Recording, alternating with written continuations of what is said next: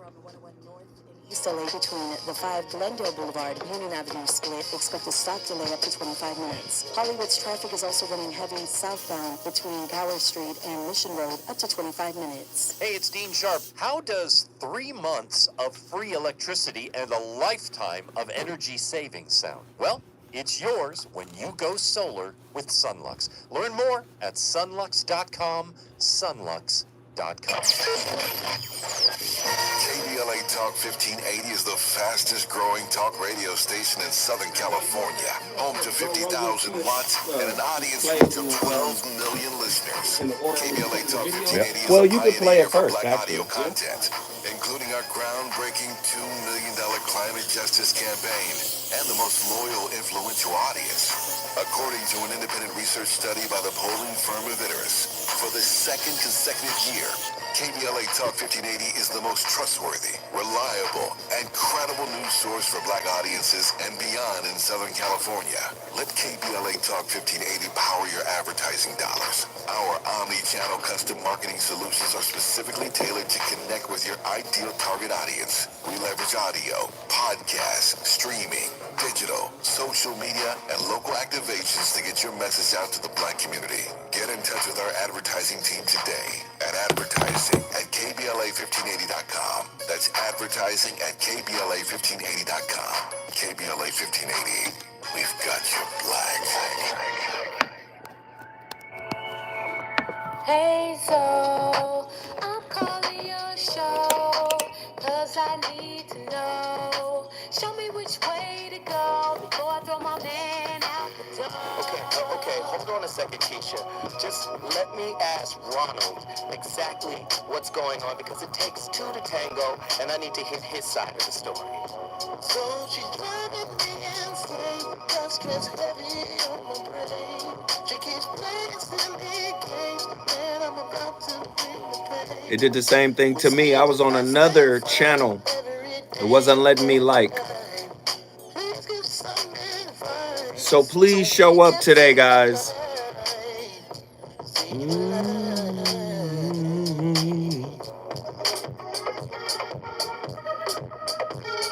And it's more of y'all in here than is reading. It says only 3 people in here.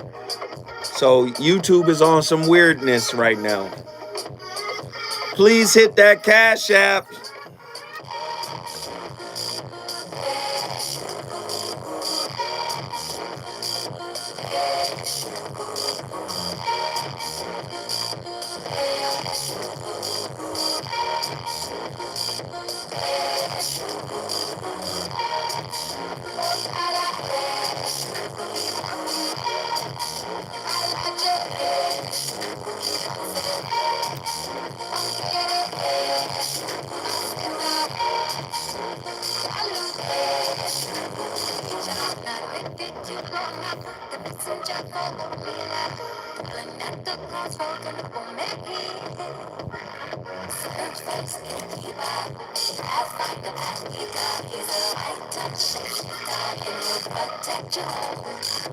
This shit is crazy.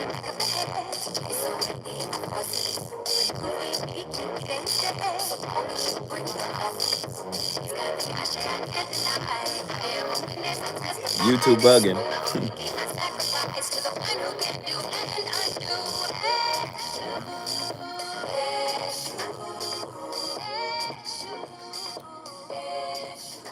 I've had times in my life where I've thought too much about regrets and stuff in my life, right? Yeah. And we talked about that some in the past, like looking in the past too much, right? Or attaching myself to the past.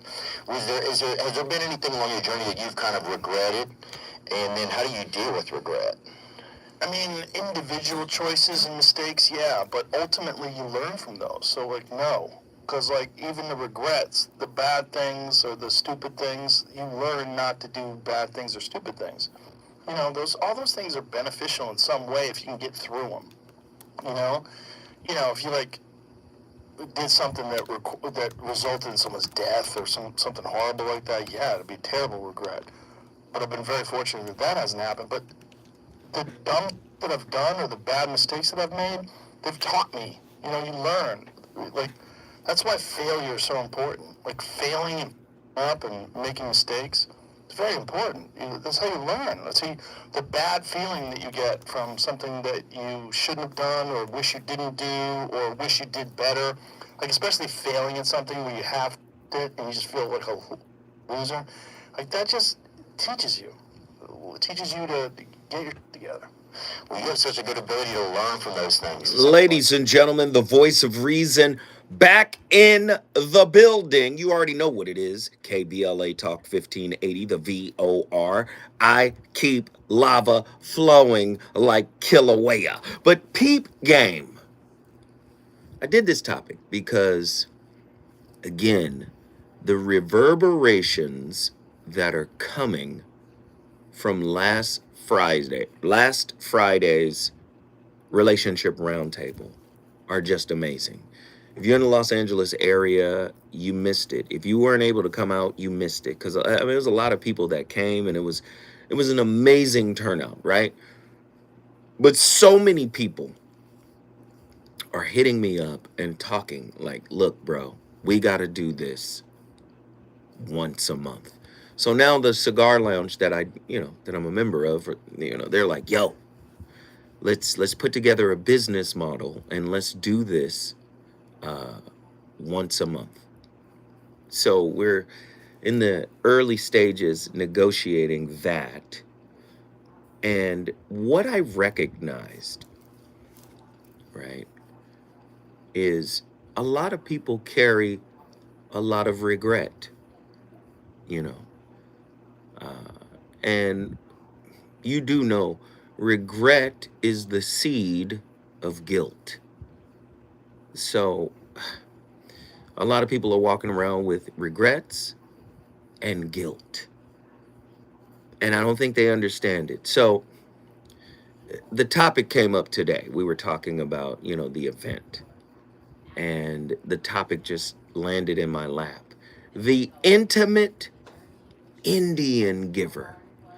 Why an Indian giver? You guys remember that old saying, Indian giver, somebody who gives something and then wants to take it back? A lot of us are like that in relationships, right?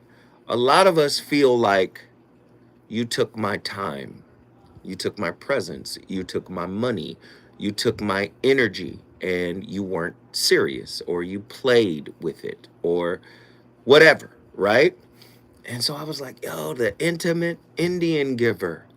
What do you regret giving of yourself in your last relationship? What could you take back?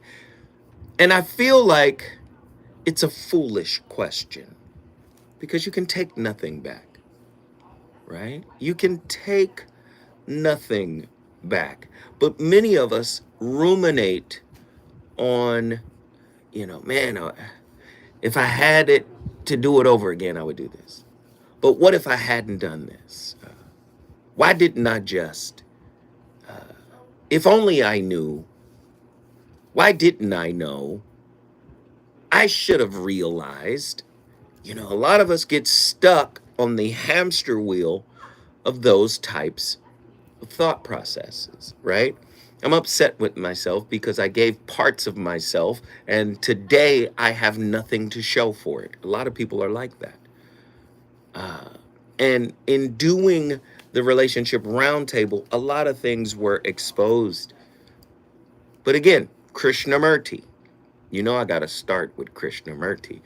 Our action is based on belief, dependence, sex, ambition, achievement, success. Is there any action so complete it does not leave a single shadow of pain or regret? I want to find out if there is an action which is really whole. That's Krishnamurti. I don't think we know how to relate like that. And the reason being is because we relate to receive.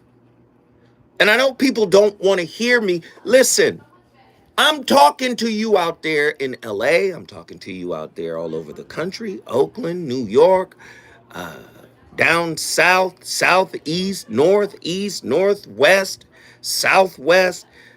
Midwest. I'm talking to everyone. And I think people really have it inverted.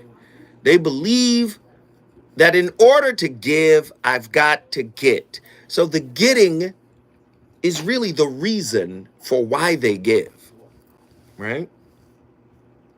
And then if they don't receive, what they signed up for or what they showed up for, they begin to regret all the giving that they did. It's almost like the giving they did or the giving that they gave was a down payment on hope. And I know people that really don't. And listen, I struggle with it too. You spend 5 years of your life dealing with somebody, or 7 years of your life dealing with somebody, or 10 years of your life dealing with someone, and you don't get the desired outcome that you thought you would have. Many people, including myself, spend a little time ruminating on what I didn't see or what I could have done better. And at the end of the day, this is all fruitless. The reality of it is, it happened the way it was supposed to happen. You got what you were supposed to get. And more importantly, everything in the universe is so aligned that everything you experience has a lesson associated with it, right? Now, many people would rather have what they want. Listen. Many people would rather have what they want than get a lesson. Many people don't understand that lessons are blessings, right? Many people do not categorize a lesson as a blessing. And sometimes lessons and blessings, which are synonymous with one another, come through failure. Failure is the conduit for blessing. Pain is the conduit for success, for blessings. And people, I don't care what the newfangled people want to say. There's a lot of people out there. You ain't got to struggle to be in love. Somebody told you love is hard. Yes. Listen to what I'm saying. If everybody, because we did the round table, and the round table was about attachment styles. And what we're finding is that secure attachment is in the minority. So the majority of people you're going to meet, the majority of people you're going to date, the majority of people that you're going to be attracted to, the majority of people that you're going to like are going to have a maladaptive attachment style. It's rare you're going to find somebody securely attached. And even the securely attached typically don't stay securely attached when they get with maladaptive attachment styles. The maladaptive attachment style has the power to pull a securely attached person into anxious, preoccupied, into dismissive. So why do we struggle with the I wish I would have, the woulda, shoulda, coulda? I wish I could have did this. I wish I could have did that. I wish things would have been this way. I wish I could have shown up different. You showed up the way you were supposed to show up. True or false? Regret is the experience of feeling disappointed, embarrassed, ashamed, sad, or remorse over something that happened in the past. True or false? 1-800-920-1580. This is a non-judgmental conversation. This is a national discussion. I want to talk to you.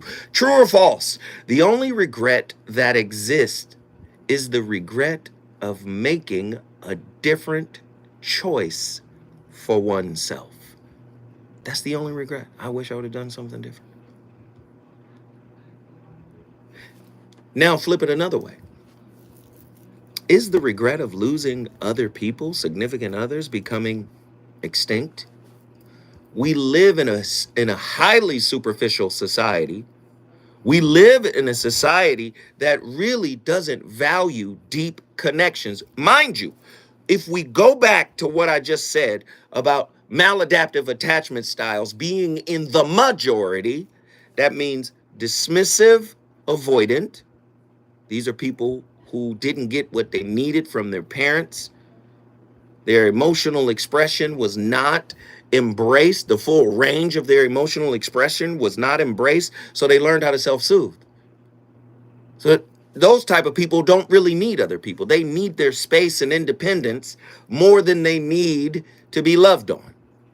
They have to heal through that attachment style.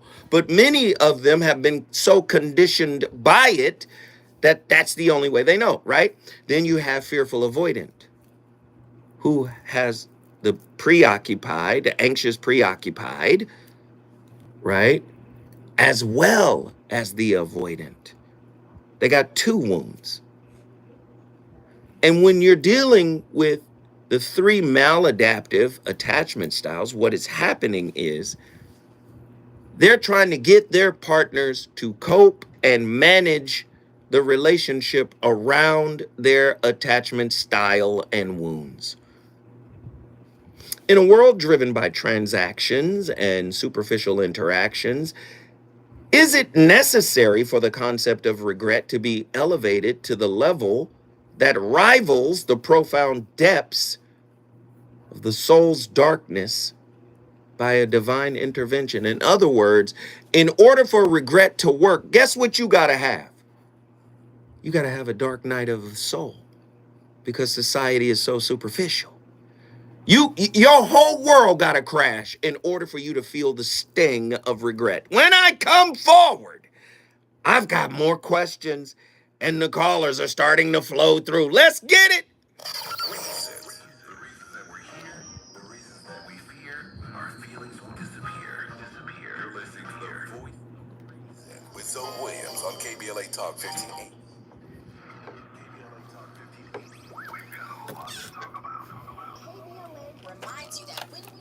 What up, y'all? That I love. Wow, that's heavy. Y'all get to the phone lines. I want to talk to y'all tonight. Y'all get to the phone lines. I want to talk tonight. And I don't want to teach so much. I want to talk. I want to talk. Can I get everybody to hit that super chat? Can everybody hit the Cash App or the super chat? We've been having some really slow days in the last week or so.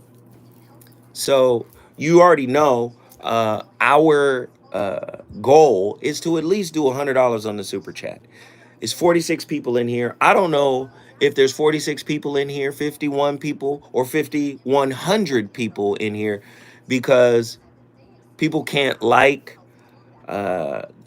are not getting notifications. We don't really know what's going on. So the technology is tripping, right? So this is why I ask you guys, get involved. One thing that we have the power to do is participate and figure out a way to do it, right? The like button works now? I hope so, because Lord, it wasn't working for me across YouTube. So I was on the other channel trying to like something and it wasn't liking. So, but yes, the super chat is the dollar. Hey, Lloyd Hinton, thank you for the Cash App, my friend. Thank you, brother. Lloyd Hinton just hit us with a Cash App. Please support. We appreciate whatever support you can share with us. YouTube is glitching. Big Eddie in the building. What up? Everybody hit the like button. Everybody hit the share button. Let's go.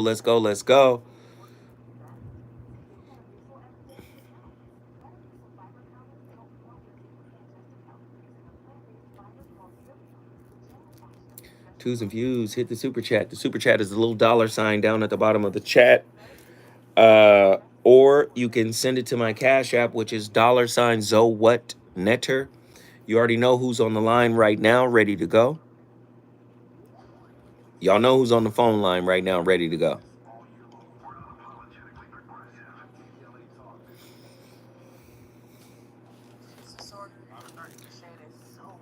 Right. I would love for you guys to beat him to the phone lines.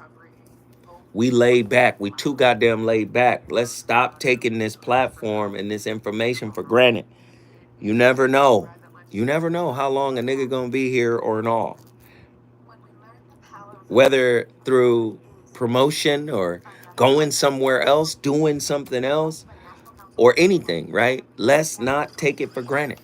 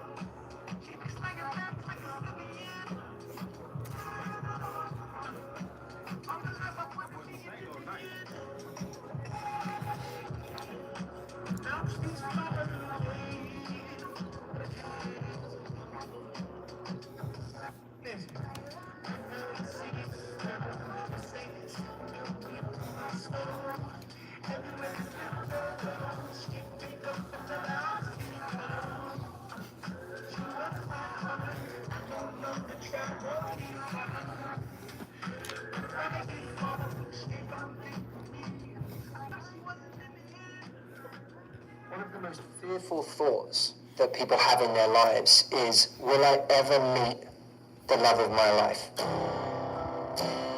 Perhaps one of the most painful thoughts that people experience is, did I just lose the love of my life? We meet someone, we fall in love, we want it to work, we'd give anything for it to work, and then we lose that person, or that person threatens to leave. And our entire body and mind is screaming that we're losing the thing that was meant for us. I have a phrase in my mind that I believe is extremely important in creating the lens that you look at your relationships through. The right relationship isn't brittle.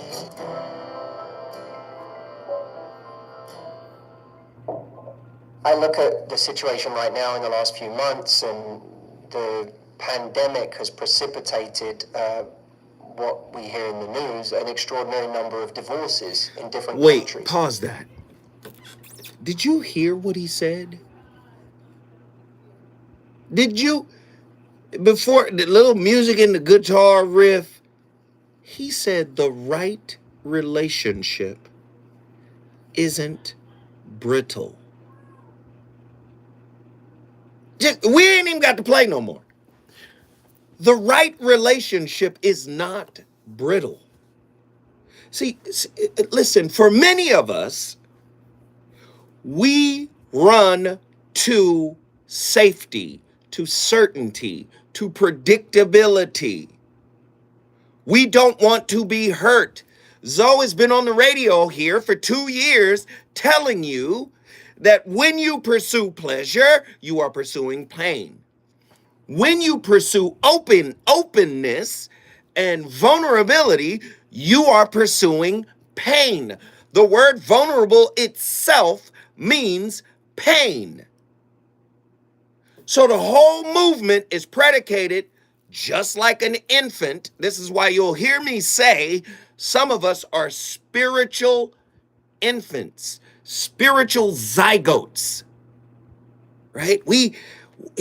We're so fundamentally wired, the limbic system, the reptilian brain. We just want the good that relationship offers. We don't know how to be resilient. Do you see? Now let's get even deeper. Why is it like that? Because pain leads to purpose, right? Purpose, the purpose of why you're relating with someone, leads to self-realization. And we want the most meaningful, the most impactful thing that happens in our life. We want it for free.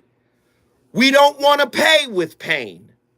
We want to pay for it with pleasure. Krishnamurti dealt with this question for 60 years. What did he say? He said, is there an action that doesn't bring sorrow? Huh? So you thought people pleasing would bring pleasure. You thought making your own voice small and then turning around and blaming the person you made your voice small for was going to bring pleasure. That's how you learn to maneuver. Do you see?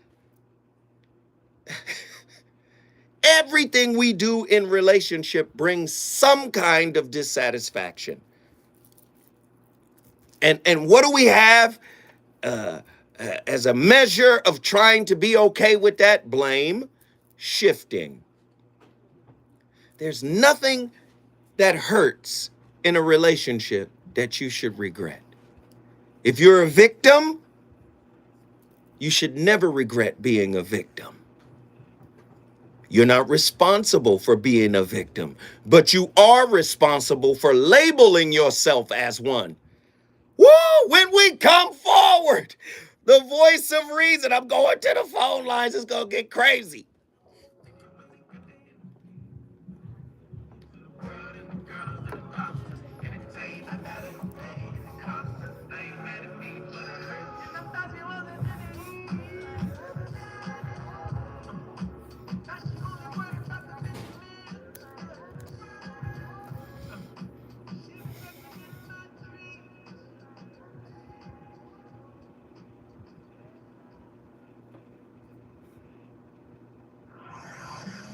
He's on fire tonight. This is the voice of reason with Zoe Williams exclusively on KBLA Talk 1580. I'm Amber Payton. Here's the latest on the Black Information Network. A key aide to Dalton, Illinois Mayor Tiffany Henyard, Keith Freeman, faces indictment for allegedly underreporting income during bankruptcy proceedings related to his position in the village in Thornton Township. The Black mayor's spending is also under scrutiny. Freeman, who managed the Tiffany Henyard Cares Foundation, faces charges of bankruptcy fraud amid questions about the foundation's finances. The relationship between Black New Orleans Mayor LaToya Cantrell and the head of her security team is back in the spotlight. A new photo has surfaced showing them having lunch, and there were wine glasses on the table. The Metropolitan Crime Commission says Officer Jeffrey Bappy was on duty that weekend. It's unclear if he was drinking. Even if he was sober, they say the cozy relationship violates the code of conduct. That's the latest. I'm Amber Payton on your home for 24/7 News, the Black Information Network, and BINnews.com. Hey, it's Dean Sharp. How does 3 months of free electricity and a lifetime of energy savings sound? Well, it's yours when you go solar with Sunlux. Learn more at sunlux.com, sunlux.com. Yo. Y'all want to support today? Please support your brother. We got 3 Cash Apps today. No super chats. I want you guys to support. I hope you guys are enjoying the flow of today's show. I hope you guys are enjoying the content regarding today's show. I hope it's making some level of sense. I hope it's resonating on some level. And I'm hoping we're getting something out of it.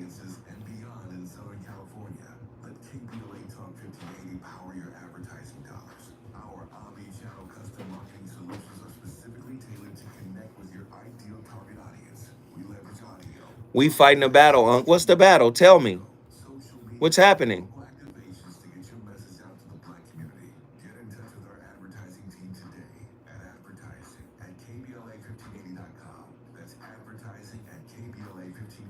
What's happening?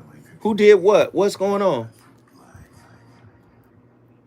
To help Yeah, it's cold in here. Yeah, it's cold up in here for sure. Now, outside, not so much. Oh, us against the trolls. We got trolls. Okay. Shut them down. Shut them down. Everybody hit the like button, hit the like button, hit the like button, hit the like button. Shut them trolls down. We fighting a battle, huh? We ask seniors how to prevent Medicare scams. My best advice, if you get a phone call, do not talk to the person.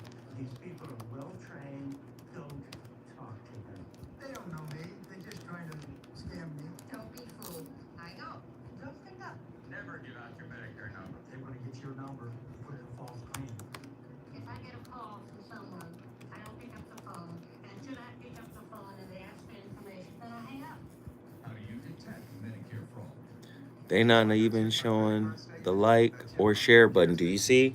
Yeah, we struggling. And then the numbers are swinging up and down. Like, you could say Mercury retrograde. I don't know. Oh, we got our first Cash App. T. Ross. Thank you. Thank you, Brother T. Thank you, Brother T. Ross. Yes.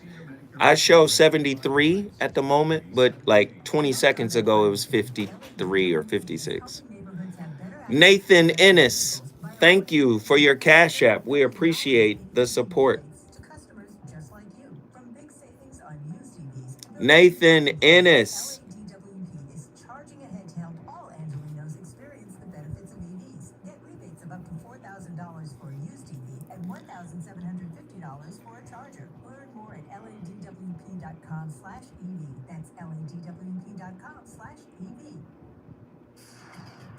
There definitely isn't a like button. Let me see. Okay, on my computer, it shows 34 likes. On my phone, it shows 58 likes. So I don't know. Hey, what happened to the last caller? They dropped? We didn't have 3? Okay. Duncan Penderhughes, what up?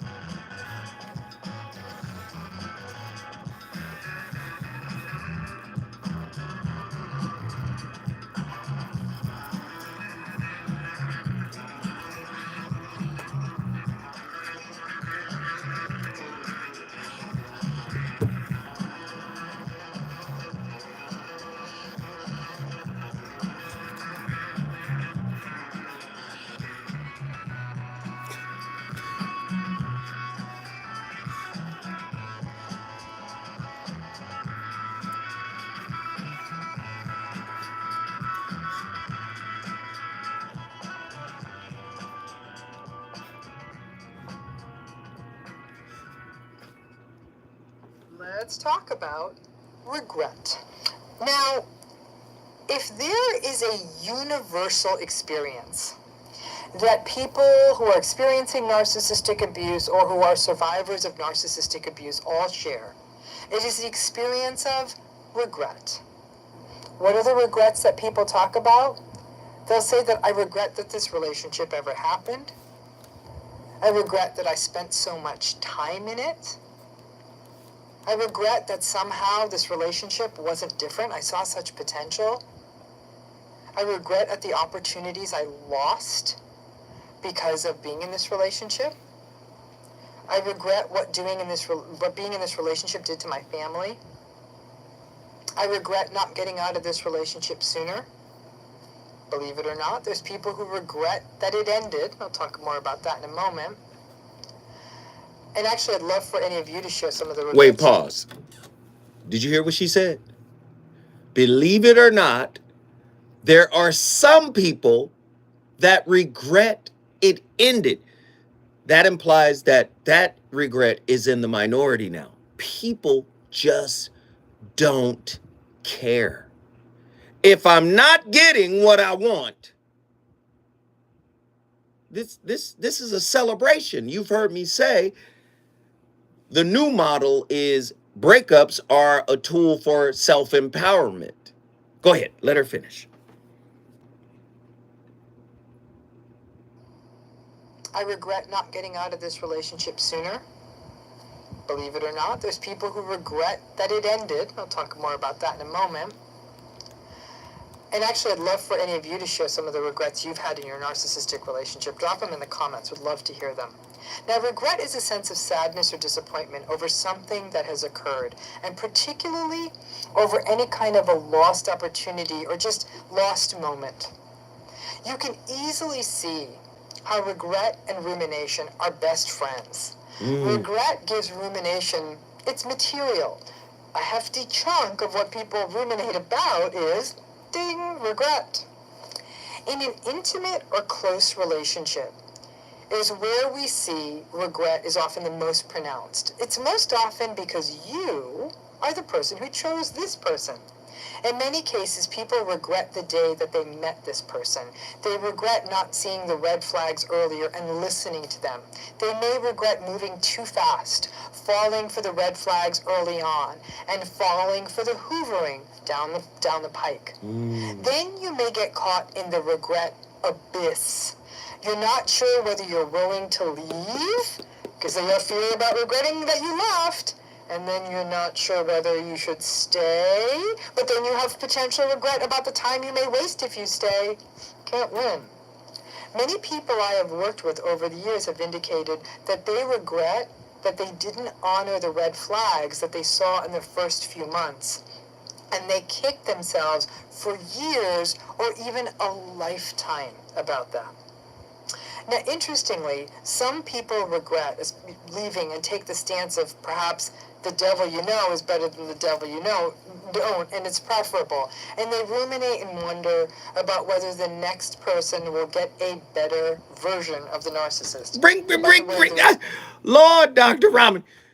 Everything she's talking about is about getting. Everything. The devil you know is better than the devil you don't know. It's about what you get. None of it is about being. People do not know how to be. Listen, if you could measure discontent in the same way you can measure dust or dust mites, can you imagine how many people are absolutely swamped and covered in discontent? Even when they get a piece of what they want, because it's a piece, it doesn't satiate. You have to know the difference between being and receiving. Well, you say, what do you mean, Zoe?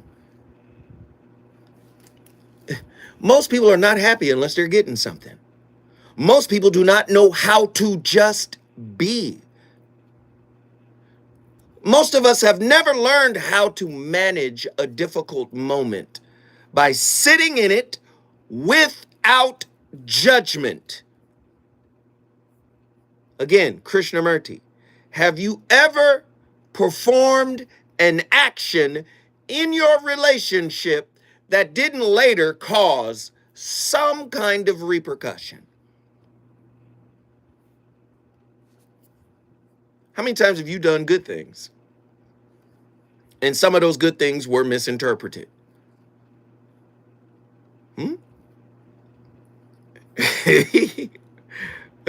Right? Or was perceived as not enough.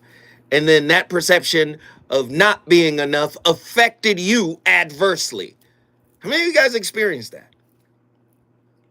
Right? First, they do something to the goodwill deed that you do. Then you do something to yourself based off of their perception. Do you understand? It's heavy stuff tonight.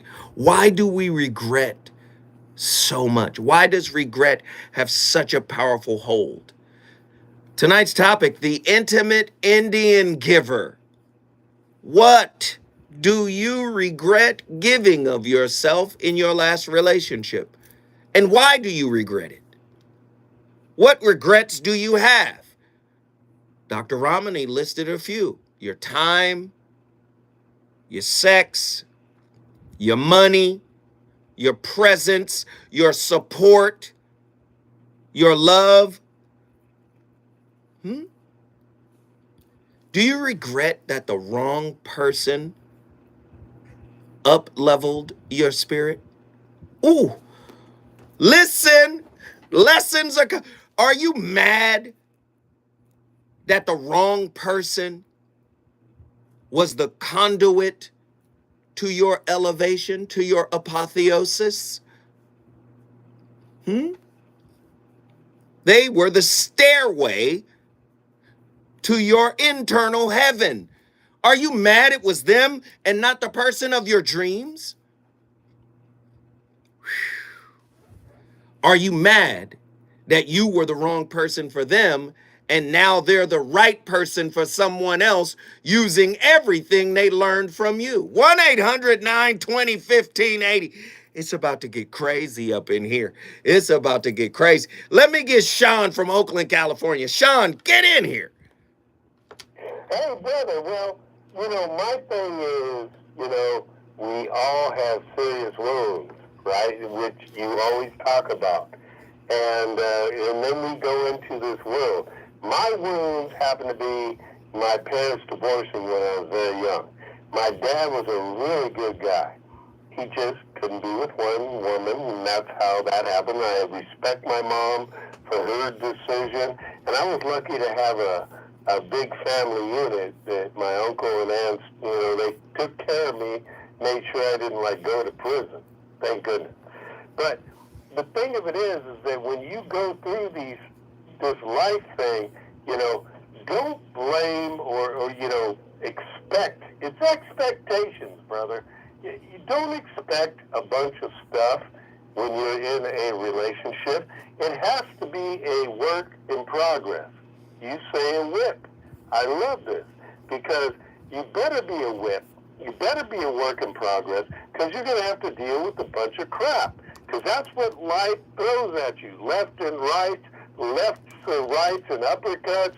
That's what life's all about, And, the way you can deal with it is just understand that and pass it on to younger folks that, it's not a bunch of chocolates. It's not just everything is nice and fluffy and life will work out good for you, but don't scare anybody. Just say you can work through the problems. You need to be able to work through the problems of life. And that means keeping it open, not having those expectations, and working through problems. And together, you can do it. I know it sounds puffy myself, but you can do it. Man. You can work through the worst problems you can possibly imagine, crisis, and make that damn thing work in a relationship. Sean, guess what you just did, my friend? Oakland, baby. Oaktown in the building. If you want to bring your city in the building, all you got to do is call me at 1-800-920-1580. Always an open invitation for Los Angeles, California. Call us, call us, call us. National discussion happening every night. The number to dial is 1-800-920-1580. When I come forward, we're going to Dallas, Texas, and we're going to Atlanta, Georgia. Let's get it. Is it good to you? More voice of reason with Zoe Williams when we come forward. JP Morgan Chase is building on the investments in California and around the country to close the racial wealth gap and build So I've received my package. Thank you, sir. There you go. this commitment. They are taking action to help improve financial wealth and access to banking in the Black community. True expectations hurt. Ooh. When we gonna get a Nikki from the SIP sighting? We need Nikki from the SIP. Lord have mercy. Everybody hit that like button. Everybody hit that like button. Come on, please support, support, support. Go to my Cash App. Can we get, it's 73 people in here. I like to do 10 people. Can we get 10 people? If we can get 10 people to hit my Cash App, I'm gonna try to shout each and every one of you out that I see. Okay? I get a notification right here across the top of my phone. Please show your love. Please show your support. I would appreciate it greatly. Okay? I would appreciate it greatly. Or you can donate by hitting the $ at the bottom of the super chat. Currently, we have $4.99. We typically try to make $100 a show. If we're averaging 80 to 100 people a show, I mean, everybody gives $2. We can crush $100. We got to stop being lackadaisical on that. Don't regret the decisions you made in the past. Don't regret at the time you thought it was the right decision. Love that. Love that, Zelda.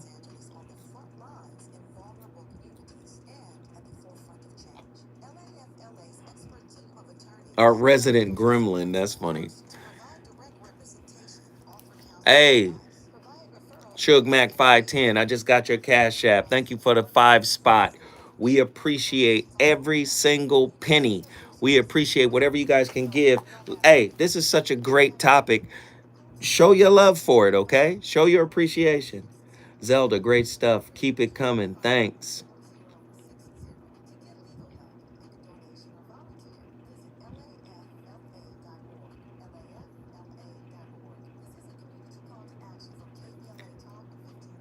No problem, Big Brother Zoe. We appreciate it. Thank you.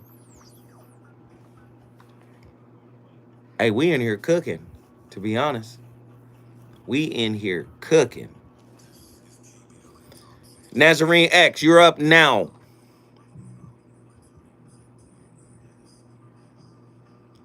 Ha. Failure at happiness. That's right. Legendary Zoe Williams talking to Lewis Dix. Foxhole. More is the voice of reason with Zoe Williams on KBLA Talk 1580. Doesn't happen.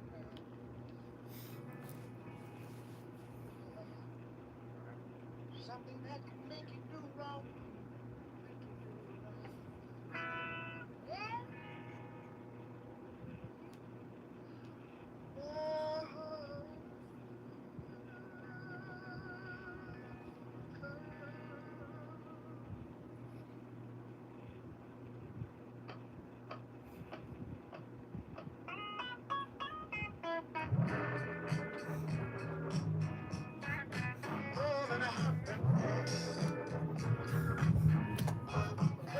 Something's going wrong. Someone's on the phone. 3 o'clock in the morning. Talking about she can make it right.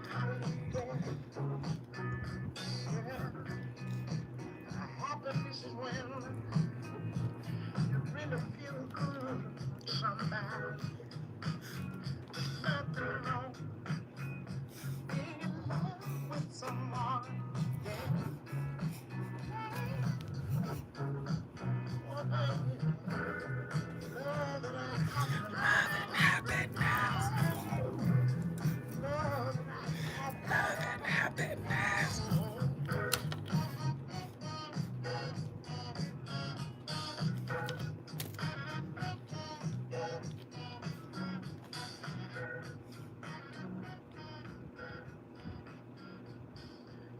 Today, this conversation, I hope it will give solace to many of you that are suffering through a breakup, because this letter proves what I've known for a long time, that you may never hear, or maybe you do, but there is a dumper's remorse.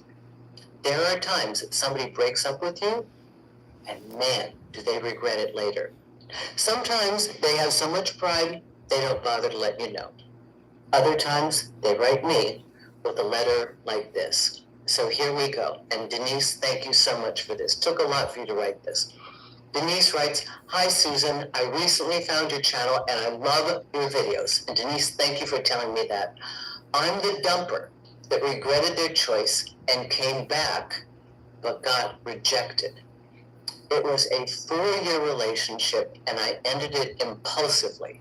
There was no cheating or some major conflict. I respect my ex's decision. However, I'm ridden with guilt, regret, and self-blame. How do I move on from this person and these feelings? And forgive me while I'm trying to just adjust the screen to see here. I'm going back. Okay. I know this hurts. I know it does. You might not be able to fix it. I don't want to say that, but I need to be truthful. It sounds like after 4 years, it so flabbergasted your ex that they no longer trust you and they are done. So I need to ask you some questions that, while you may think they're a little intrusive and you're already hurt and wounded, I think could shed some light and possibly make you feel better. One, you say you did it impulsively, yet there were no fighting issues going on. Are you sure? I mean, do you have anger issues? If you do, that's something you can correct. Are you sure? Do you have anger issues? Listen, there's always a reason, right? One of the most difficult things to do is to get people to be honest about their contribution to the dissolution of a relationship, right? To the entropy that has built up over time. One of the most difficult things to do is to get people to own up to what they did, to how they responded, to how or their lack of response, right? Listen, it takes two to tango, Big Mama used to say all the time, right?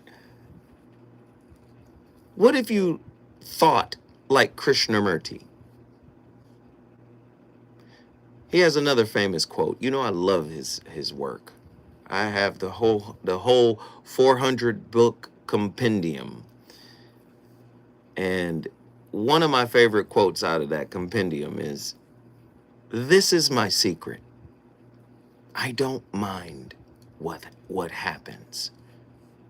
I don't mind what happens." And when you adopt that kind of thought process, it doesn't mean anything could happen, the worst could happen. It's just life is going to continue lifing. When life drags you away from a person and a situation, you have a choice to stay in that moment psychologically, or you can allow life to swing you forward.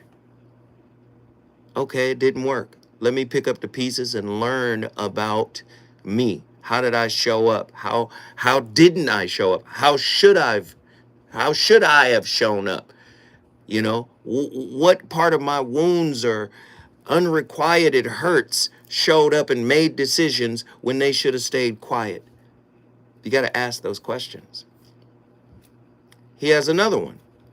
The ability to observe without evaluating is the highest form of intelligence. Well, regret is comparison. Regret is evaluation, right? As Dr. Ramani said, regret is rumination. So here we are sitting here. I could have did this and I could have done. No, listen, it's okay. Listen to what I'm about to say. It is okay to not have all the tools you needed when you needed them. That's how you get the tools. It's okay, right? To not have all of the tools you need, right? When you needed them. It's all right. That's how you get them. We got callers on the line. Let's get them in here. Nazarene X, been on the longest. Hey, Nazarene, I'm gonna tell you right now, I gotta carry you over. You wanna go? You wanna go now, or do you wanna get? You wanna go now? I'm gonna have to go right now. I'll make it short and sweet. I got 8%, man. Glad to chop it up with you. There you go. 30 seconds. Let's go. All right, look, most times I say, like, your regrets right now are pretty much only as good or only as valid until you find another reason in your life to take that back anyway. See, it's going to continue to be progressive regardless, and I feel like if you just devote yourself to forward progression, period, more times than not, in my own personal experience, you'll come into another encounter, a new relationship, a new opportunity, or what have you, where it's like everything, quote unquote, it all makes sense. Now, there's nothing wrong with having that time where you just think about how you could have handled things differently and so forth. Wait, and in those moments, you got to stay with me. You got to stay. When we come forward, we gonna go back to Atlanta, Georgia, and get the rest of these jewels. Let's get it. KBLA 1580 Santa Monica.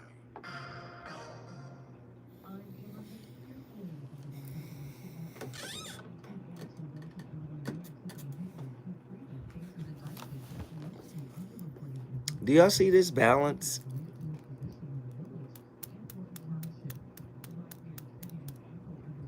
So it really doesn't matter. Call in, LS. You should, LS. You should.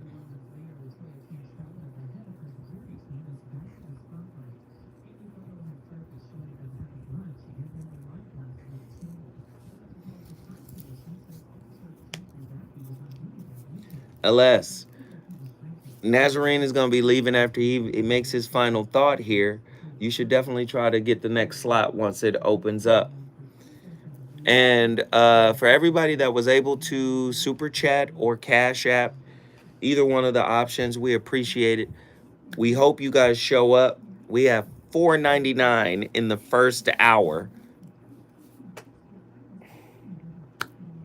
$4.99 in the first hour on the super chat. But your name is Ray Boo. Boo is in your name. I don't understand. Yeah, we've been getting a lot of what do you guys call them? Bots.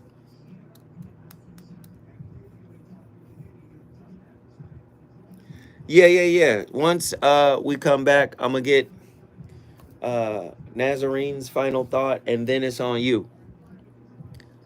Wyland, thank you, brother. We appreciate it, man. Trolls, that's their name, Trolls. Wyland's $5 took us to $9.99. We appreciate it. Now you got to remember, YouTube is going to take 30%. That's why it's important that we all do it as a collective.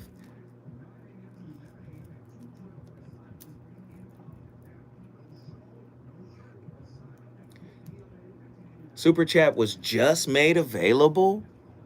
Wow, like it's really going bad. That's why I'm trying to get people to either Cash App or Super Chat. So if you could Cash App, if Cash App is working, then go Cash App, please. Max Shook 510, you did both. Blood, this show is needed. On the turf, brother, I hear you.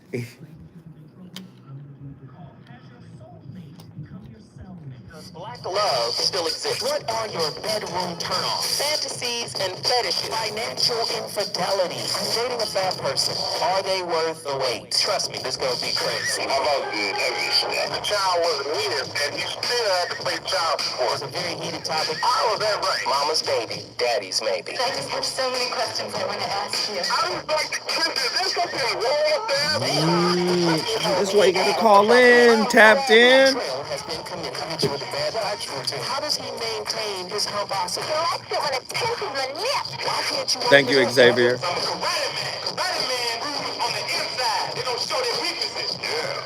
How do you make women so well? So Williams, reason and accountability. The voice of reason. When a relationship falls apart, it's normal to go back and try understand the cause. You go over everything that was said and done to try understand what happened and what clues might have been missed. Sometimes you are left with mixed feelings depending on how the relationship was and how it ended. One of the biggest feelings that come out of a breakup is regret. Regret is a feeling of guilt or shame at the things you might have done or not done. Regret lingers on after you break up because it reflects the things you wish you should have said and done, but never got the chance to. Here are a few things that can cause romantic regret. Not expressing your true feelings. Ever wondered why bottling up your emotions can sour a relationship? Dr. David Ludden's Psychology Today article spills the beans. He cites Eri Sasaki's research, showing that just one partner concealing their feelings can send relationship satisfaction plummeting. She even called emotional suppression a weak link. Hiding your emotions makes it difficult for your partner to understand you. While emotional suppression and its effects on a relationship were observed during moments of conflict resolution, it can apply to moments where you both need to make decisions. If a partner doesn't express his or her emotions, then you wouldn't know how to react or even be able to guess what the other person is thinking. Hiding your emotions puts a strain on communicating and impedes developing emotional intimacy. Putting your life on pause. Another cause of romantic regret is putting your life on hold for your partner. There may be cases where putting your life on pause to help your partner may happen. For example, your partner is sick and they need you. Or you have children and need to divide your time between your life and work. There are some instances where your personal plans might have to be put on the back burner. However, feeling like you need to put your plans on hold in order to make your relationship work can be a source of tension. In many relationships, it can lead to resentment and unexpressed anger, which poisons a relationship. From that point on, the relationship might feel burdensome and difficult. If your partner is asking you to put your life on hold, both of you need to approach the subject with understanding. Wow. It's a lot to regret, huh? Yeah, a lot of people feel justified. I earned these regrets. Nazarene X, man, get in here and finish your final thought, my good friend. Gotcha. Yeah, so it's, you know that story, I probably slaughter it, but it's the thing like the good, bad, who's the judge type thing. Mm-hmm. So it's one of those situations. And I just look at it like, especially when you're rocking in the right standpoint, life will provide a reason for you to progress without regrets, with just inner peace anyway. Because a lot of times I just look at it like, if you're not careful, you're going to run right back into that bullet that God was trying to help you dodge. Ooh, righteous. So that's just that. Righteous. Keep cooking, man. I'm all in. I'm all in. Atlanta, Georgia is in the building. You want to bring your city in the building? All you got to do is call me at 1-800-920-1580. Tonight's topic is really good, man. The intimate Indian giver. What do you regret giving, right, in your last relationship? Giving of yourself, right? What do you regret giving, right? If only I had. But what if I hadn't? Why didn't I just? If only I knew.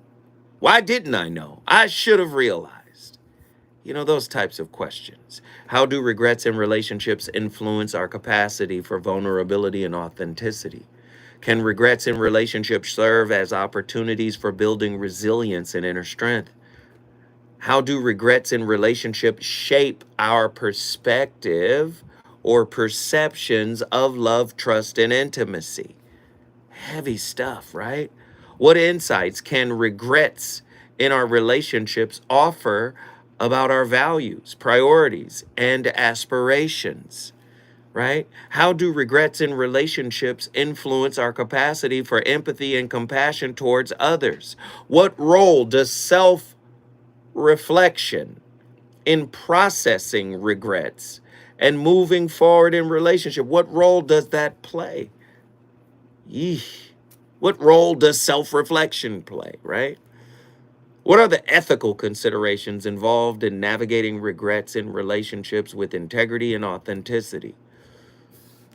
Oh, the concept of the intimate Indian giver emerges as a poignant reflection on the regrets we carry from past connections, right?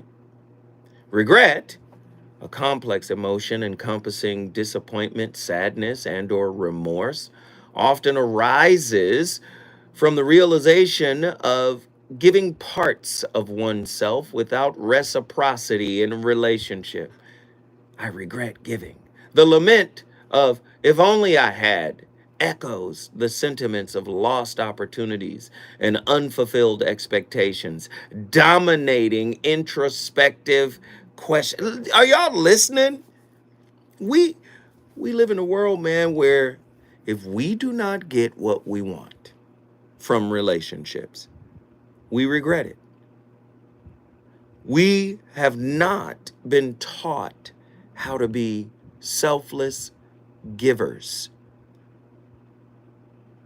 Many of us think you're a fool and you're weak if you become a selfless giver.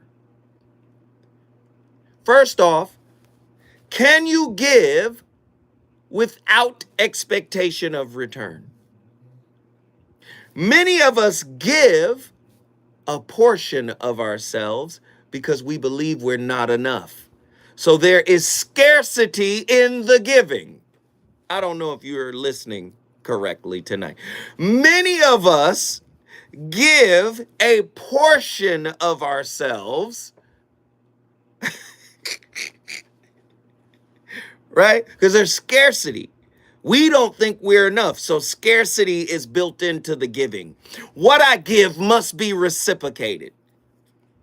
You don't know what I had to go through in order to be able to give you this.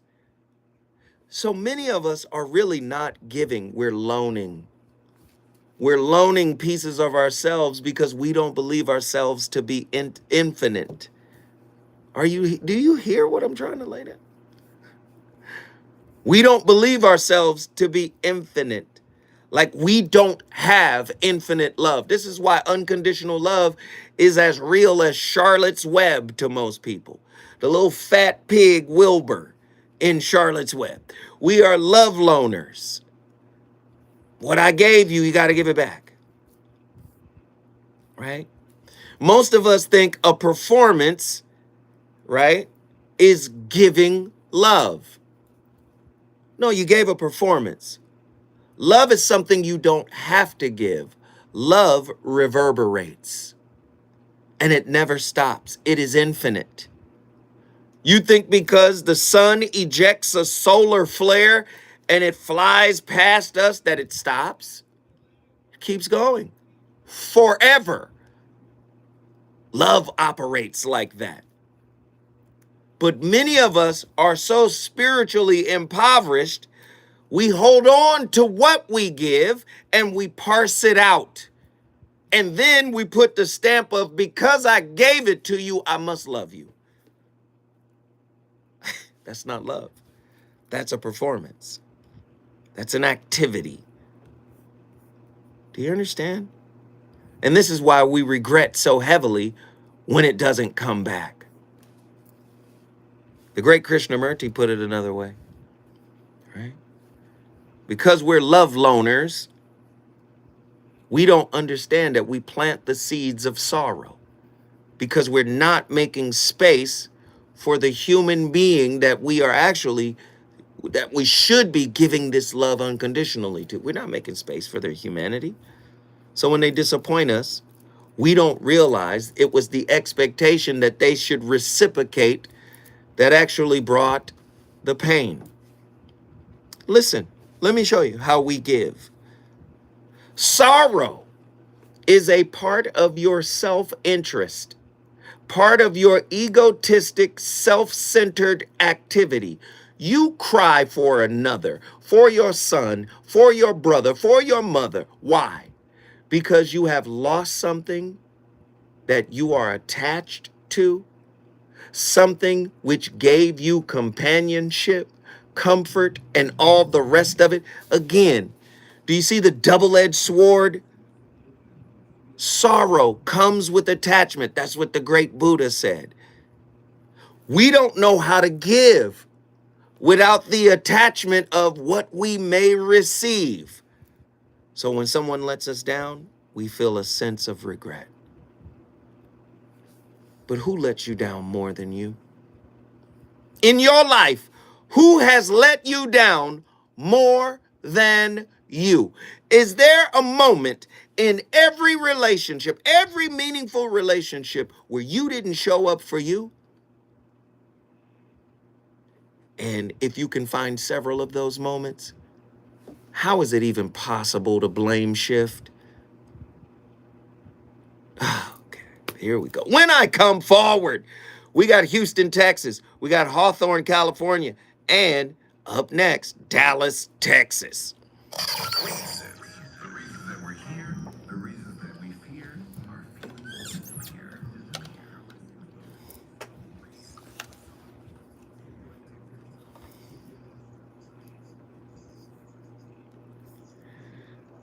Are y'all listening to what I'm saying?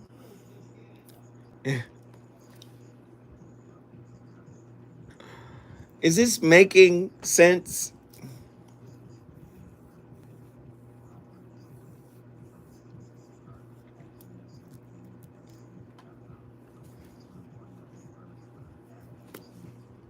I need to shave.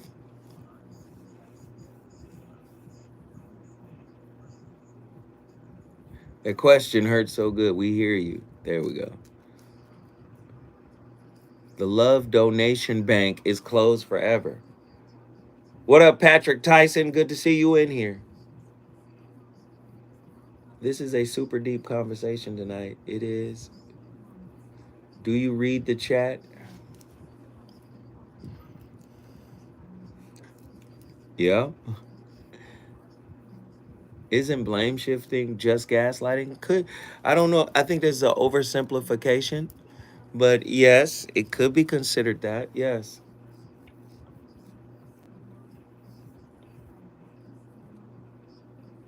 Or deflection. Yes. I mean, the show is moving really fast, so I'm under the impression that it's good. So I'm looking at the time and I'm like, wow, Jesus, it's moving. So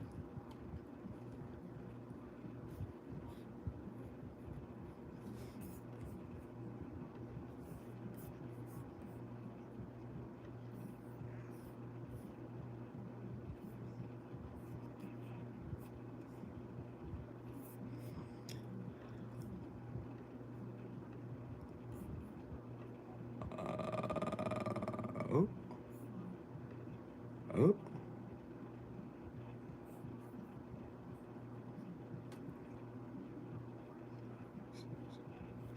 So really quickly, I'm checking my email. We got 7 Cash Apps. 3 more and I'll be quiet. Can we get 3 people to send a Cash App? Moderators, assemble. Can you get 3 people to jump in and shoot us a Cash App? I'd appreciate it.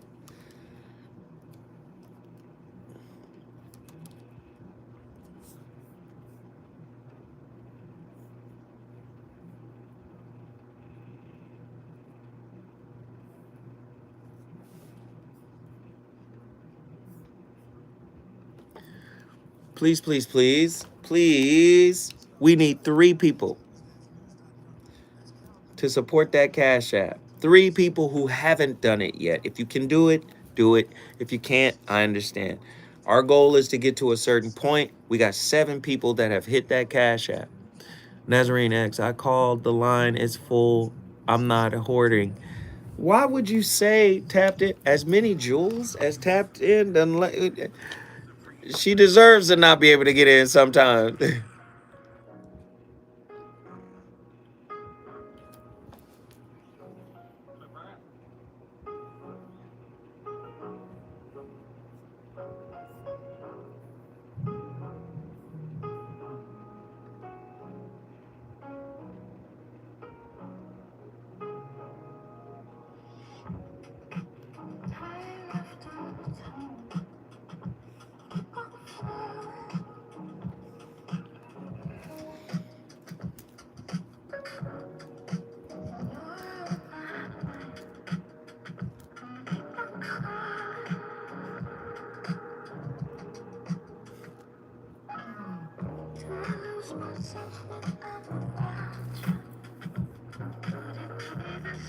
Patrick.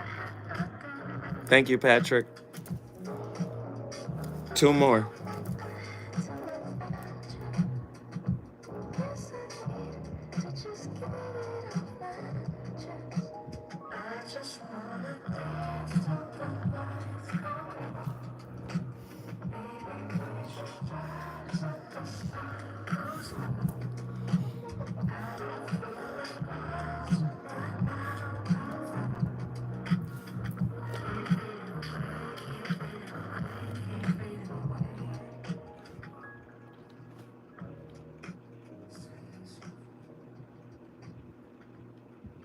Settling into bed after a long day of work.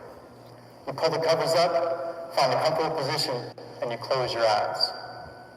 You're replaying the day in your head and suddenly remember something someone did or said to you.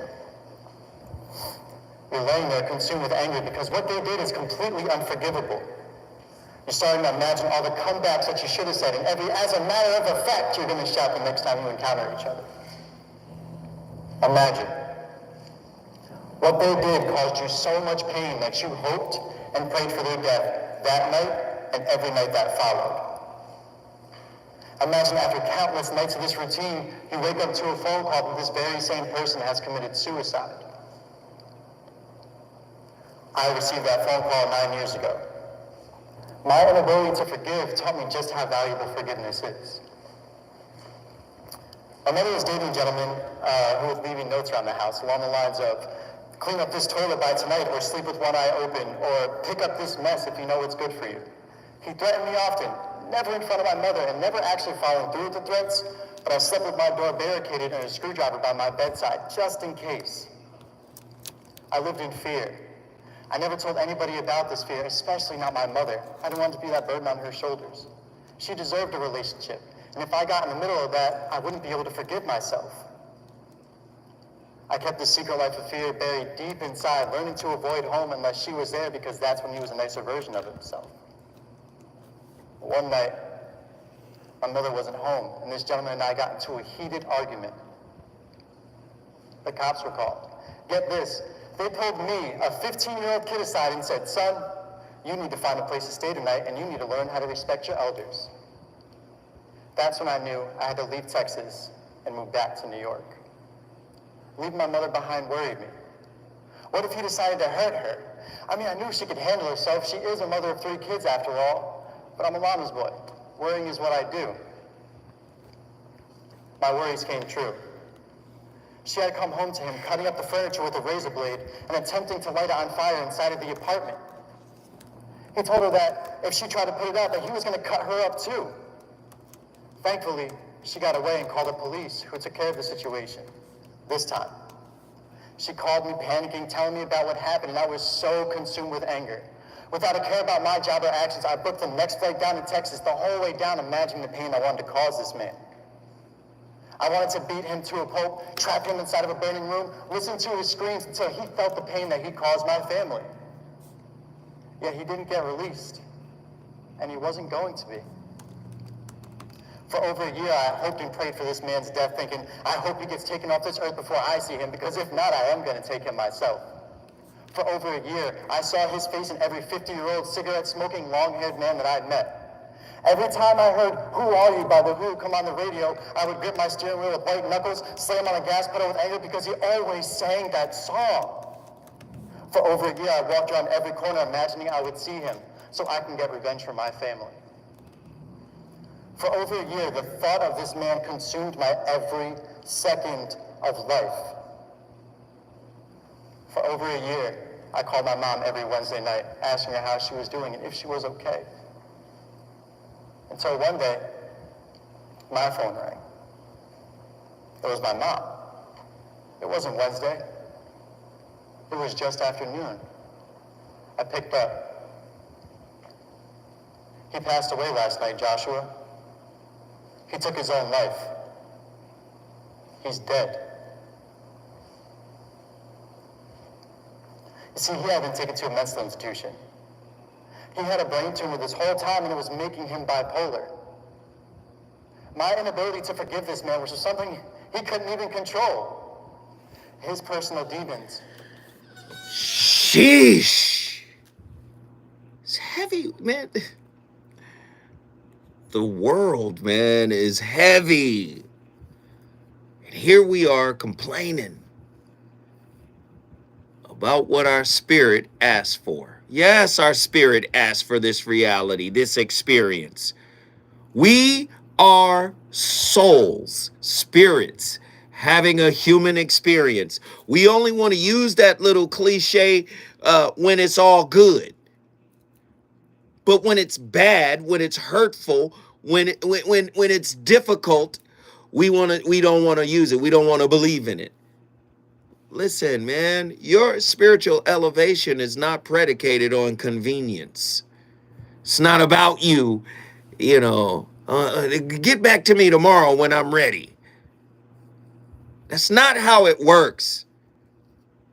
You could be in the middle of something and life will throw something at you. And you have to make adjustments up close and personal. And sometimes those adjustments ask you to make choices and decisions that you may later come to regret. But if you could see it from a broader lens, wow, this choice is going to cause me to go through this labyrinth and this maze of life. But ultimately, I'm going to end up here in a place where I should be showing gratitude. So from this little butterfly wing over here, it led me to a place. I mean, it was an unconventional route. I wouldn't have chose it, right? But I'm where I never thought I would be, or I'm in a better place than I ever thought I would be, than I could even comprehend. And all of that came from what I labeled as a mistake, which not only did I label it as a mistake, I began to regret the mistake. Very heavy stuff, man. We want to get Donovan from Texas, Dallas, Texas in the building. Donovan. Hey, yo. Man, what are your thoughts on tonight's topic, Donovan? And there's no profanity. Talk to me. I'm a fan of your content. I already know, man. Thank you, brother. 5150 born, but I done followed the voice of reason all the way through. No. So I found myself after like a harsh breakup, maybe like 4 years ago, kind of grinding and building myself up from the mud and stuff like that, and kind of getting back to myself and enjoying myself. So end up kind of in a relationship that I really wasn't ready to enter into, but it was a great person, but she has trust issues, and it's kind of put a damper on our relationship. And just to make a long story short, like, how do you, it's not my responsibility or my love to heal somebody, because it's a personal journey that you have to take and you have to do the work. But at what point, do you sacrifice yourself or your mental health or identity to make room for this person's healing journey? Stop. Like, at what point do you lose yourself? Let me stop you, Donovan, real quick. Yes, sir. Don't you know her trust issues are connected to yours. Yes, sir. Yeah, I mean, do you see it's bi-directional, but the way you frame it is it's her fault. Listen, the way you respond, listen to how you worded it, how you framed it. Her trust issues was causing problems in the relationship. Yeah. Your expectation of how she should be, you're expecting her to be healed when she's not healed. You're expecting her to act right when she still has things to work through. And those expectations lead to what I like to call relationship entropy. Your expectation is connected to her trust issue, right? So you're like, hey, you're going to have to open up. You're going to have to be something different. You're going to have to listen. It's two-way street. You got to find a way to, to soften. And everybody ain't like that. And, but you don't know how long she's been in survival mode, in coping mode. Do you see? Yeah. So what you're expecting is actually exacerbating the trust issue because you're asking her to move out of a comfort zone. Stay with me, Donovan. When we come forward, we going back to Dallas, Texas. Let's get it.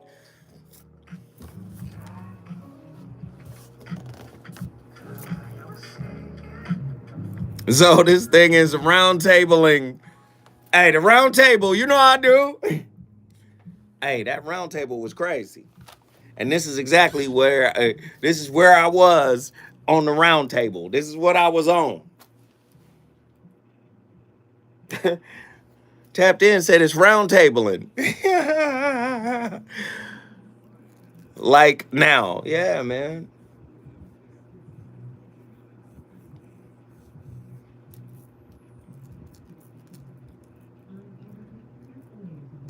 Thanks, Big Zo. No, thank you, Xavier. I hope you enjoyed it, man.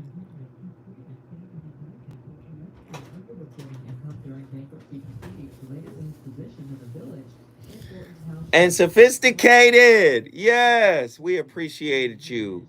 Listen, sophisticated shorty. Good evening, everyone. She dropped a 50 spot on it. That took us to $65.99 on tonight's Keep On With The Biz plan. I hear you. That took us to $65.99 on the super chat. We really appreciate it. We really appreciate it. Thank you.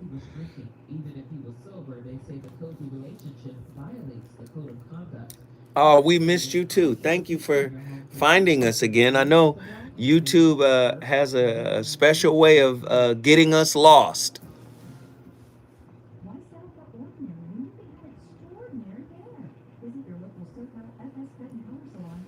Oh, and Truemonger, thank you, brother. You were number 2. I asked for 3 more people to hit that Cash App. You were the second person. We need 1 more person that would make 10 Cash Apps throughout this 2-hour show.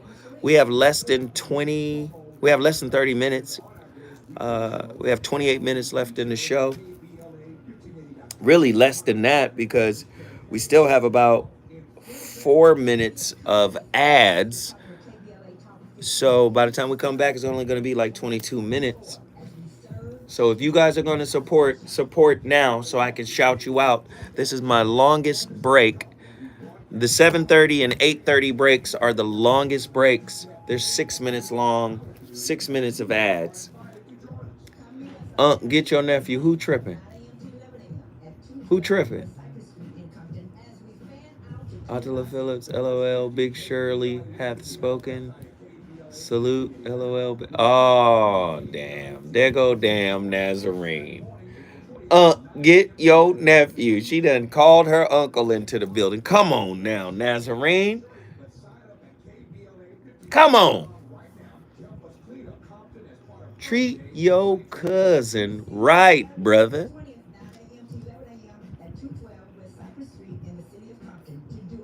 Treat your cousin right. Don't do that.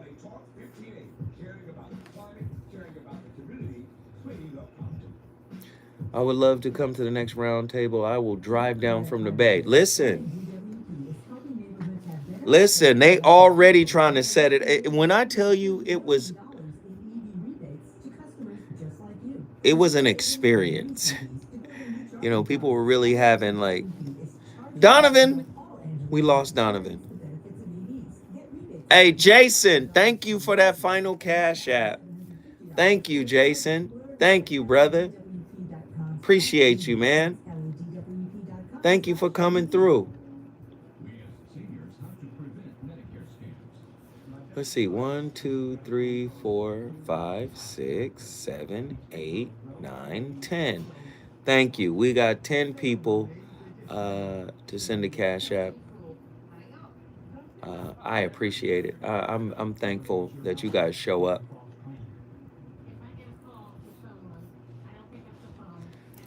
Nah, I was about to start cooking. I hope he get back in.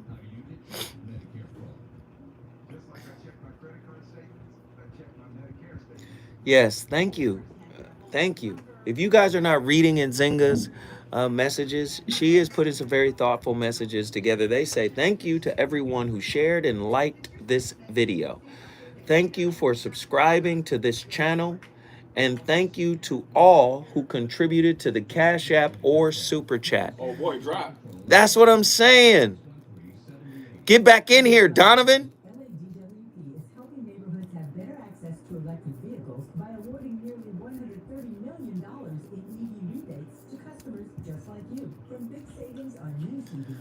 Come on, Donovan.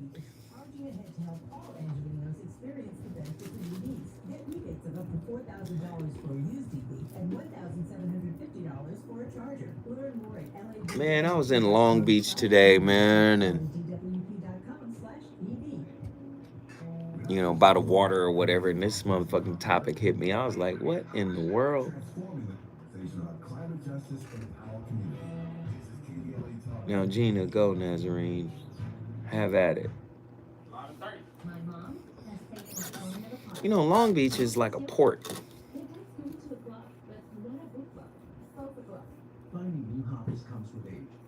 Gotta love it, huh? You're asking a man to twerk? I would hope to God that you're a woman.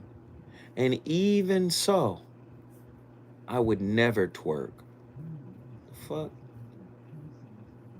I don't even know how to twerk. My hips don't work. The fuck? Beat your ass.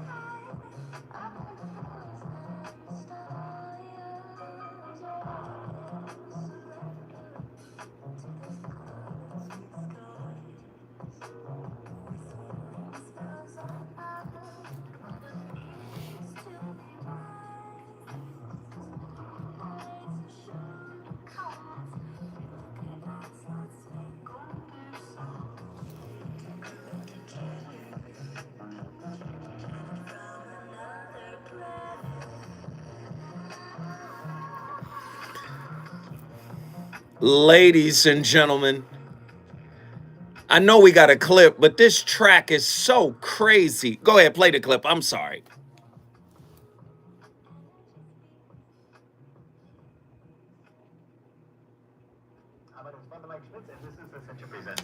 So someone asked me the other day, they said, you know, Father, I've been to confession. I know that God has forgiven me. I know that I've been restored to his grace, but I'm having a tough time forgiving myself. I don't know if you've ever been in that position where you find it just really difficult to forgive yourself, but that's really common. It's incredibly common. You know, with this particular person who brought this up to me, I wanted to affirm a couple of things. One is I wanted to affirm the fact that they were willing to trust in the power of Jesus Christ in the sacrament of reconciliation, that they were willing to trust in the love of God for them, to be able to say, yes, I can come to God in my brokenness, in my woundedness, in my death, and being dead in my sins, and he actually desires to lift me up. He desires to forgive me. This is true for you too. I know so often we can believe that our sins disqualify us. And yet, if there's anything that qualifies us for God's love, God's mercy, mercy is God's love when we don't deserve it. Mercy is to love when we don't deserve it. When the last thing we deserve is love, that's mercy. That's what that is. If anything qualifies us for mercy, it's the fact that we need it, which is remarkable, that God actually wants to give it to us. He wants us to receive his mercy. This person... People get mad at me when I play religious clips. I believe in all religions, every single one of them, because I believe there is a germ, a modicum, a nugget, a mustard seed of insight and wisdom, right? Are you showing yourself mercy when you empower your regrets? In the Quran, El-Rahmanu, El-Rahimu, Bismillah ir-Rahman ir-Rahim. Begin all things with the illustrious and beneficent, right? Right? The peaceful, what is it? The merciful, right? In the name of Allah, the beneficent and the merciful. That is the phrase. Bismillah ir-Rahman ir-Rahim. This beneficent mercy, that's what it is, right? Rahim and, all right, the other word is Rahman. Rahim and Rahman in Arabic, same word. It's just one is emphasized differently. So one is beneficent, the other one is merciful. Same thing, same word. We all need self-beneficence, self-mercy. Rahama, that's the root word of both Rahim and Rahman. Rahama, one is just pronounced more forceful, but it means the same thing, right? Mercy. We have to show mercy to our partners, but before we could show mercy to our partners, we have to show mercy to ourselves. I don't think we show mercy when we hold on to regrets. I think holding on to regrets is the same as holding on to unforgiveness. Sheesh. Don't you need self-forgiveness in order to let go of regrets? All right, we got callers on the line. Let's get them in here. Who's been on the longest? Attila, Houston, Texas. Get in here. Oh, how are you? Yes, I forgot my Arabic for a second, and then it came back in a second. There it is. What uppers? Right. I'll pronounce it better later. What are your thoughts on tonight's topic? Oh, okay. So I don't have any regrets whatsoever. Oh. However, I don't. However, I haven't always thought like this. I feel like back when I didn't want to do my work, it was just easier to have regrets than it was to actually fix the issue that came from the jump. Right? Like, it's like lazy. How would you term it? It's like lazy reflecting. Wow. I don't know. I ain't got time for all that. I really don't. I don't want retroactive grief. I don't want retroactive pain coming into play. I just want to move forward, but move forward in a way that I can actually optimize my pain. Like once I learn how to do that, it's all Gucci. Like I'm not even mad at the person anymore. It's whatever. Unless it's Nazarene, but other than that, I mean, I think the reason why we avoid doing the work is because half the time what we thought from other people we already had within ourselves. That's good stuff. I love it. I love it. I love it. And look at you. You calling in on a topic you didn't contribute to. Isn't that sweet? Why are you shading me? No, I'm saying it's like you not being shaded. It's more like you on vacation almost. Like you didn't do anything for this one tonight. Isn't that great? There's no such thing as vacation. Are a vault for me. They come from sport. I mean, listen, you are the topic slot machine. It just comes out. Gling, ling, ling, ling, ling, ling, ling. I'm like, what in the world? But I'm just so pleased to give you a night off. You don't even work here. You giving up topics. I'm so appreciative of you. I just wanted you to know that. All right, you guess what you just did? All right, Houston in the building. Houston, Texas is in the building. Hey, Nikki from the SIP called you Topic Yoda. We appreciate it. When we come forward, we got more caller time. Let's get it. LS, Hawthorne, California. You're in the building. Talk to us. What are your thoughts on tonight's topic?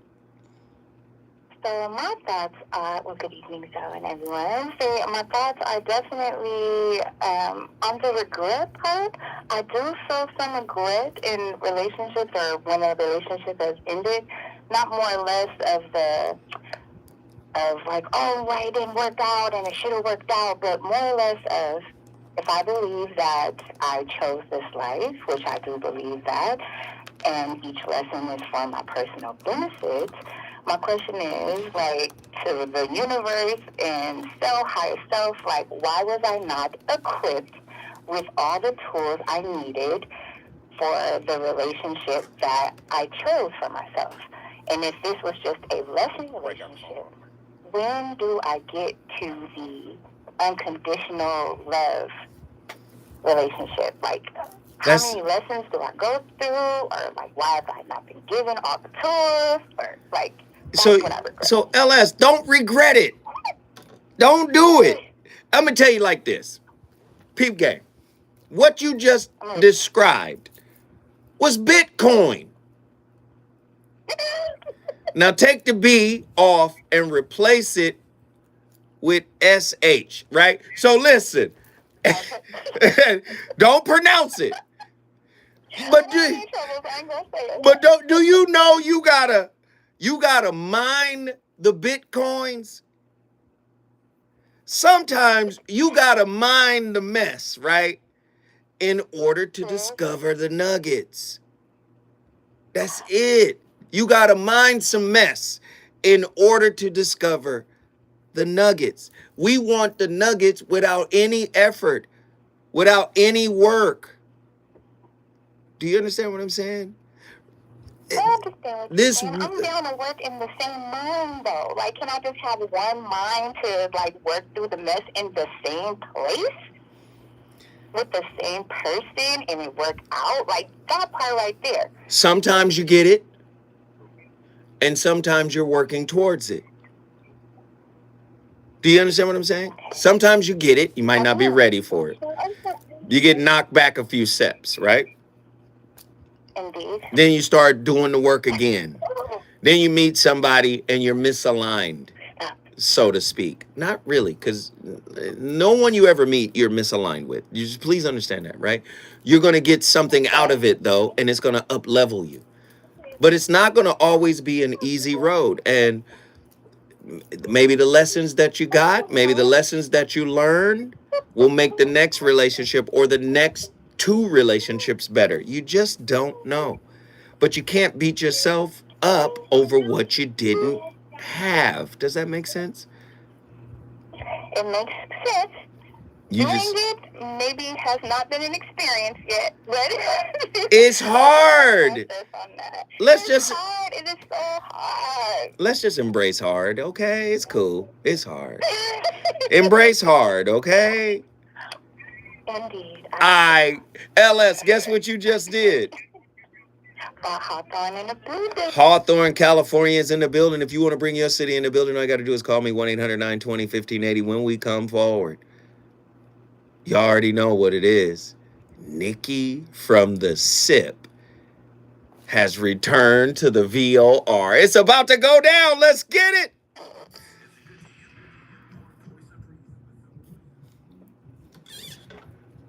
Hey, Ghetto Gourmet in the building. What up, bro?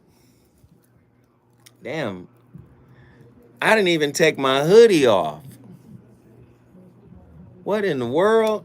Now, y'all know I've been tripping. I didn't even take my hoodie off.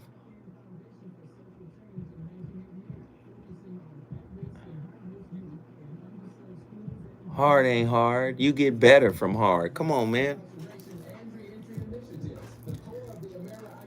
L.S. Jefferson, she brought up a good point.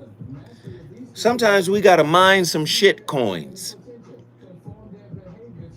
That's what I wanted to say on the air. Sometimes you got to mine shit coins.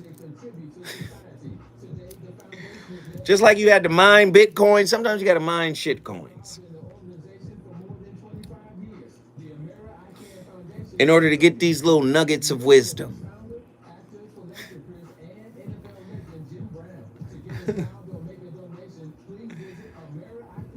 Fertilizer coins. Yeah.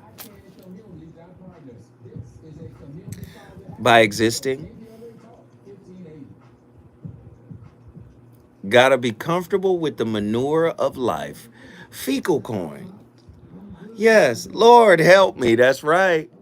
Shit coins.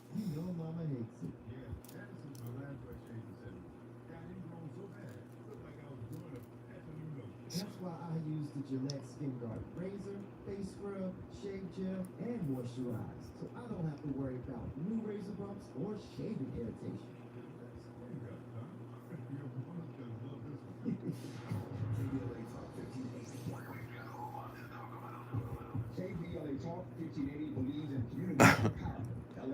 Doodoo dollars. Okay, now it's just gonna spiral. Doodoo dollars.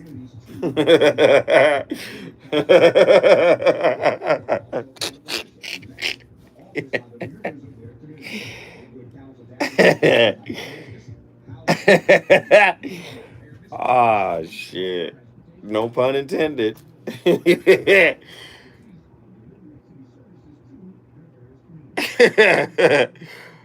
Oh, that was good. That shit tickled me. Hey, Attila, what do you mean, why do you like that? I didn't do you like nothing. You know, man. You my peoples 100. You are my peoples 100. You know I ain't got nothing but love for you. Come on. Mind your shit. Exactly.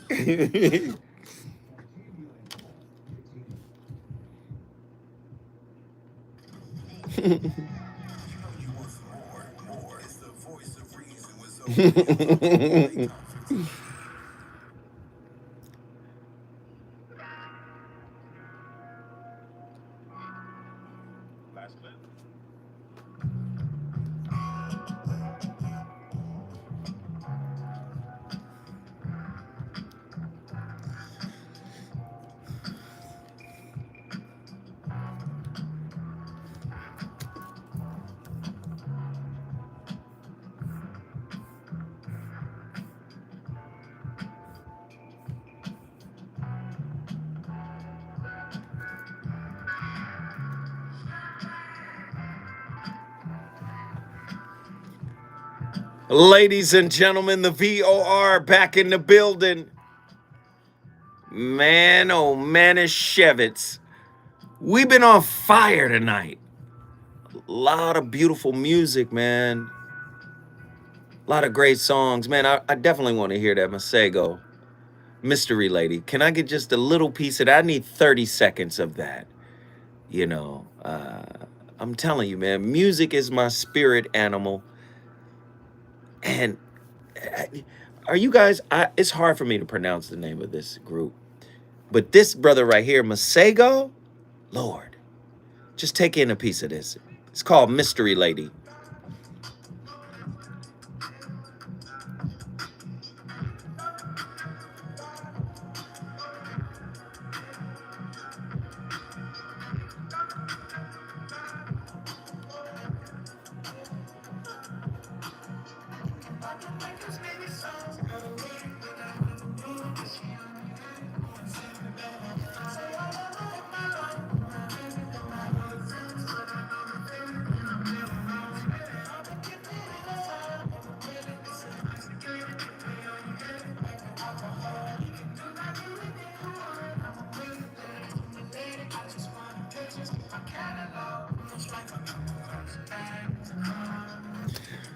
Woo!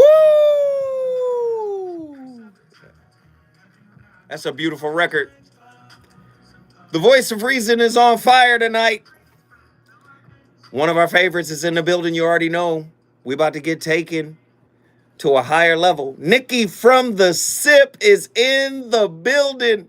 Come on, Nikki. Welcome back from Mississippi. What are your thoughts on tonight's topic? What's going on, fam? Brother Zoom? Yes. How are you? I'm all right. You asked a question tonight about is the regret of losing another becoming extinct? Mm-hmm. I don't think it's becoming extinct. I think that people are internalizing the emotion. They're experiencing it, internalizing it, and it's exhibiting in attachment styles, often avoidant or anxious, and in some cases, the covert ops. I don't think people aren't reflecting. I think they may not be reflecting properly. I mean, if you reflect properly, you'll cleanse your palate, understand what you're supposed to learn from that experience, and move forward. It's not meant, the it that occurs is not meant for you to build a tent city and stay there in regret emotion. But some people, the covert ops, do and can use the regret as a means of controlling or manipulating those around them. So I think we're experiencing the regret of losing somebody, particularly in our intimate relationships. We certainly do it with our family members and people we care about. But how that may be manifesting relative to our intimate relationships, I think, because it's hard to express sometimes or articulate the regret or where the regret is coming from. Because there can be premeditated regret. You can feel in your spirit the regret of what you may be about to say or do coming. It hasn't happened, though. It doesn't always have to be behind you. It can be coming. Something you getting ready to do that you regret already. Ooh. That's right, because you can see now, you know, 5 months ago you missed the red flag, but now you've caught up to the flag, and you can feel that experience welling on the inside of you for what you're about to have to do or say. And you haven't even gotten to that space in time, but it's coming. Because that happens, or it can. And so it's not dying. I think how we are not properly exhibiting it in our human experience may be becoming extinct. But the regret of the loss isn't extinct. Wow. Nikki? Food for thought. Food for thought? Let me just ask you, Nikki. Are you taking care of yourself? Because I can hear it in your voice a little bit. You all right? I'm experiencing a loss, but I'll be all right. Well, we love you. And if you need me, you already know. Prayers up for real. Let's go. I love you all, too. I'm about to sip in the building. All right, Nikki. We love her. She called in wild dealing. Y'all better stop playing with Nikki from the SIP. She's one of the realest in the game. Let me get my final caller in here. Stephen from Chicago, Illinois. You got to turn down it's Chicago, Illinois, not Illinois. There it is. Stefan. Hey, is this Stefan from Family Matters? Get in here. Talk to me, man. Nah, ain't no Urkel here, boy. What are your thoughts on tonight's topic, bro? You gotta get it going quickly, bro.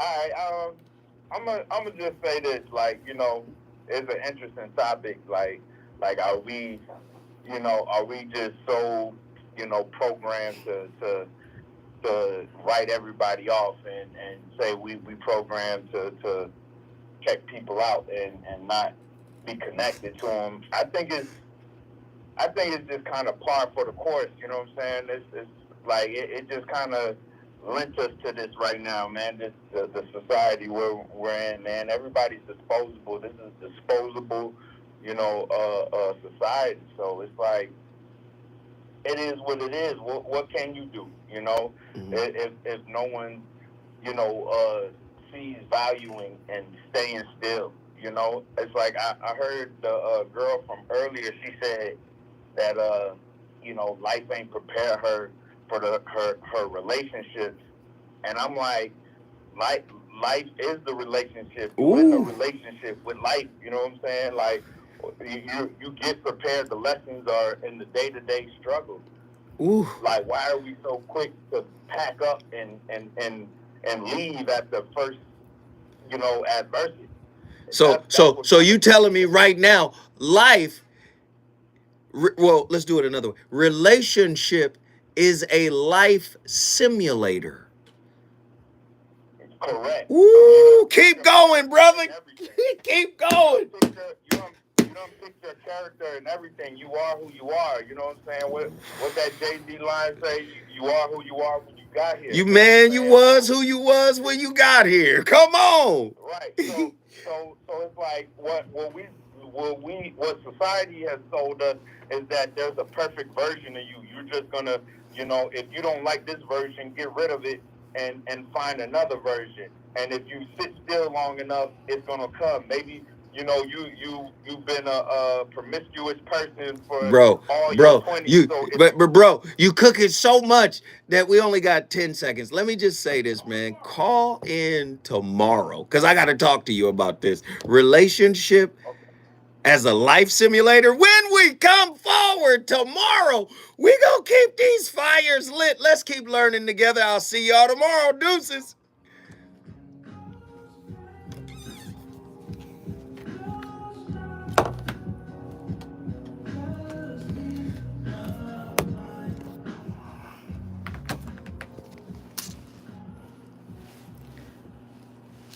Tapped in.